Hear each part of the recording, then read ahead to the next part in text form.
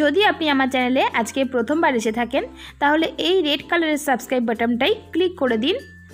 Subscribe button click করলে একটা bell icon আসবে, সমস্ত রেসিপির নোটিফিকেশান পাওয়ার জন্য বেল আইকনটাকে ক্লিক করে দিন। বেল আইকন ক্লিক করলে 3টে অপশান আসবে, তার মধ্যে অল অপশান ক্লিক করবেন। আর আমার রেসিপি যদি ভালো লেগে থাকে অবশ্যই একটা লাইক করে দেবেন।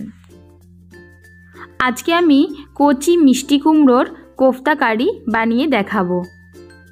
এই রেসিপিটা বানানোর জন্য প্রধান উপকরণ সেটা হলো মিষ্টি কুমড়ো।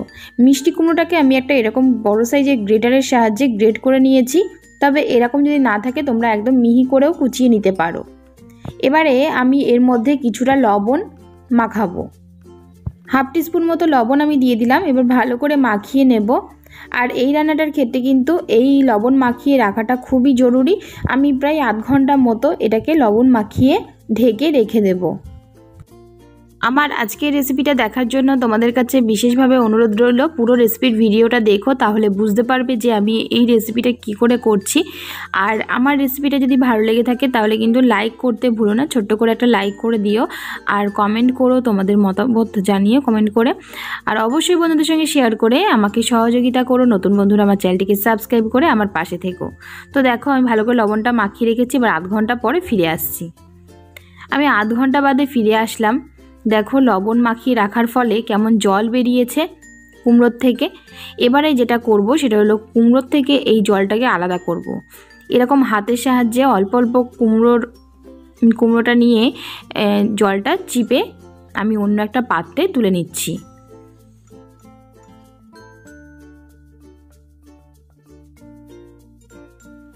দেখো কতটা পরিমাণ জল বেরিয়েছে, তবে আমি এই জলটা কিন্তু একদম ফেলে দেব না, এটাও আমি রান্নার কাজে লাগিয়ে দেব। একইভাবে আরও একবার আমি কুমড়োটাকে চিপে নেব, বাদবাকি যে জলটা রয়েছে সেটাকে আমি চিপে নিচ্ছি। এই চ্যানেলটা ছাড়াও আমার আরও একটা নতুন চ্যানেল রয়েছে, যেখানে আমি আমার প্রতিদিনের রুটিনগুলো শেয়ার করে থাকি, আমি আমার লাইফস্টাইল শেয়ার করে থাকি। তো বন্ধুরা, আমি আশা করব আমার এই চ্যানেলের যেভাবে তোমরা আমাকে সহযোগিতা করেছো, অনেক অনেক ভালোবেসেছো, সেই রকমভাবে আমার ওই চ্যানেলটার পাশেও তোমরা থেকে আমাকে সহযোগিতা করবে আর অনেক অনেক ভালোবাসবে। তো আমি আমার নতুন চ্যানেলের লিঙ্কটা এই রেসিপির ডেসক্রিপশন বক্সে দিয়ে দিয়েছি, তোমরা চেক করে প্লিজ একবার চ্যানেলটিতে ভিজিট করে দেখো। আশা করি তোমাদের ভালো লাগবে, অনেক আনন্দ উপভোগ করবে। তো বন্ধুরা প্লিজ আমার পাশে থেকে আমাকে সহযোগিতা করো। দেখো এখান থেকে অনেকটা জল বেরিয়েছে আর কুমড়োটাও আমার নেওয়া হয়ে গেছে।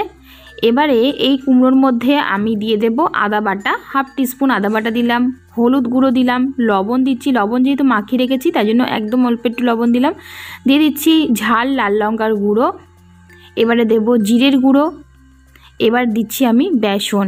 এখানে আমি 2.5 টেবিল স্পুন বেসন দিচ্ছি, তবে যদি পরে লাগে তাহলে পরে অ্যাড করে দেব। এবারে খুব ভালো করে হাতের সাহায্যে মাখিয়ে নিতে হবে। বেশ ভালো করে মাখিয়ে নিয়েছি, এবারে ছোট ছোট বলের আকারে এগুলোকে ভেজে নেব।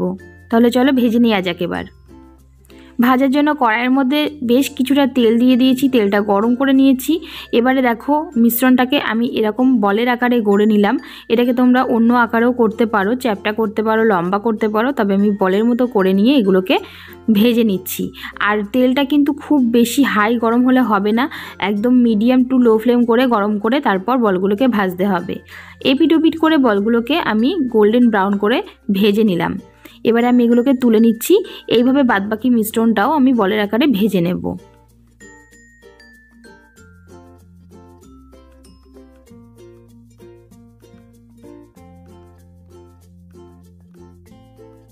কড়াইয়ের তেল অনেকটাই কমিয়ে নিয়েছি, মোটামুটি 1 টেবিল স্পুন তেল রেখে এর মধ্যে আমি সমস্ত ফোড়ন দিলাম, গোটা জিরে, শুকনো লঙ্কা, তেজপাতা আর গোটা গরম মশলা। ফোড়নটা হয়ে যাওয়ার পর আমি এর মধ্যে দিয়ে দিলাম 1 টেবিল স্পুন আদা বাটা আর দিলাম সামান্য একটুখানি হলুদ। এতে করে আদা বাটা দিলে যে তেল ছিটকোই সেই জিনিসটা হবে না। একটা টিপস দিলাম তোমাদেরকে, এটা তোমরা ফলো করে দেখো, আমার মনে হয় তোমাদেরও উপকার হবে। তো দেখো আদার থেকে যখন গন্ধটা বেরিয়ে গেল তখন আমি এর মধ্যে দিয়ে দিলাম টমেটো, কাঁচা লঙ্কা বাটা। একটা বড় সাইজের টমেটো আর 5টা মতো কাঁচা লঙ্কাকে আমি একসঙ্গে মিক্সিতে পেস্ট করে নিয়েছি, সেটাকে দিয়ে দিলাম।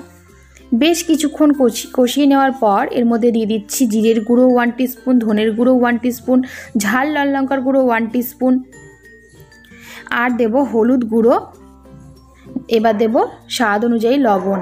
গ্রেভিতে লবণটা কিন্তু বুঝে দিতে হবে, কারণ কোফতাগুলোর মধ্যে লবণ মাখানো ছিল, সেই কারণে সামান্য একটুখানি জল দিয়ে এটাকে ভালো করে কষিয়ে নেব।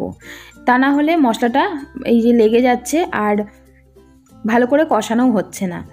তো দেখো ভালো করে কষিয়ে নেওয়ার পর আমি এর মধ্যে 1 টেবিল স্পুন টক দইকে ফেটিয়ে দিয়ে দিলাম।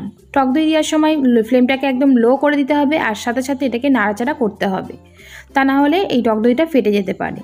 এবারে দিয়ে দিলাম সেই জল যেটা আমি কুমড়োর থেকে বের করে নিয়েছিলাম। এই জলটার মধ্যে অনেক পুষ্টিগুণ রয়েছে যেটা কুমড়োর মধ্যে থাকে, তো এই জলটা কিন্তু একদম ফেলবে না, এটা অবশ্যই রান্নাটাতে দিয়ে দেবে। তো দেখো মোটামুটি আমি 1.25 কাপ মতো জলটা হয়েছিল, দিয়ে দিলাম। আমি আরও হাফ কাপ জল এখানে দিচ্ছি। গ্রেভিটা খুব বেশি করব না, সেই কারণে জলের পরিমাণটা কম দিলাম। এবার আমি এটাকে ফুটতে দেব। ফুটে উঠেছে, এবারে আমি এর মধ্যে দিয়ে দেব ধনেপাতা কুচি আর দিয়ে দেব ঘি। নিরামিষ রান্না ঘিটা দেওয়া খুবই দরকারি, ভালো লাগে বেশ। আর দিয়ে দিলাম গরম মশলা গুঁড়ো, দিয়ে ভালো করে এইটাকে নাড়াচাড়া করে নেব। এবারে আমি কোফতাগুলোকে ছেড়ে হাই ফ্লেমে 2 মিনিট ফুটিয়ে নিলেই আমার রেডি হয়ে যাবে আমার আজকের রেসিপি মিষ্টি কুমড়োর কোফতা কারি, মিষ্টি কচি কুমড়োর কোফতা কারি। তো বন্ধুরা কেমন লাগলো, আশা করি ভালো লেগেছে। ছোট্ট করে লাইক করতে কিন্তু একদম ভুলো না, তার সাথে সাথে শেয়ার করো বন্ধুদের সঙ্গে। নতুন বন্ধুরা আমার চ্যানেলটিকে সাবস্ক্রাইব করে আমার পাশে থেকো। চলে আসবো আগামী পর্বে নতুন একটা রেসিপি নিয়ে। আজকে এই রেসিপিটা দেখার জন্য অসংখ্য ধন্যবাদ।